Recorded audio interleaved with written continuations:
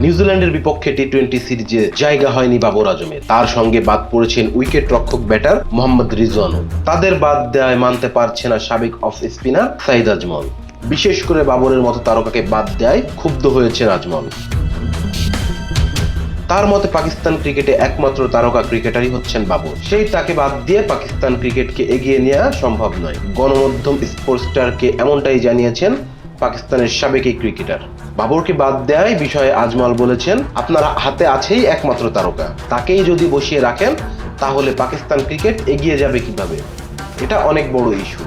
আমাদের সাবেক ক্রিকেটারদের উচিত মুখটা বন্ধ রাখা। উত্থান পতন ক্যারিয়ারের অংশ বলেই জানিয়েছেন আজমল।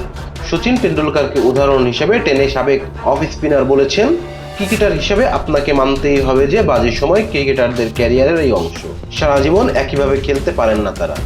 এমনকি আপনি যদি সচিন টেন্ডুলকারও হতেন, প্রতি ম্যাচে সেঞ্চুরি করতে পারতেন না। বাবর রিজওয়ানদের এভাবে বাদ না দিয়ে আলোচনার মাধ্যমে বিশ্রাম দেওয়া যেতে পারত বলে মনে করলেন আজমল। তিনি বলেছেন, দেখেন তাদের বাদ দেওয়ার প্রক্রিয়াটাই ভুল। অন্যরা করছে, তারাই শুধু রান পায় নাই এমনটা কিন্তু নয়। নির্বাচকদের উচিত ছিল তাদের সঙ্গে বসে আলোচনা করা, এরপর তাদের বোঝানো, তোমরা বিশ্রাম নিয়ে আরো শক্তিশালী হয়ে ফিরে আসো। বাবর রিজওয়ান দুইজনই দুর্দান্ত খেলোয়াড়, তাদের পরিসংখ্যান অন্যদের চেয়ে ভালো। পার্থক্য শুধু তারা আক্রমণাত্মকভাবে ব্যাট করে না, কিন্তু তারা রান পাচ্ছে। তাদের ছেলেরা হঠাৎ মনে করছে এটা আন্তর্জাতিক ক্রিকেট, তাই প্রত্যেককে আক্রমণাত্মকভাবে খেলছে। Rezwan Islam, B sports. Please subscribe our channel to get more information about Cricket World.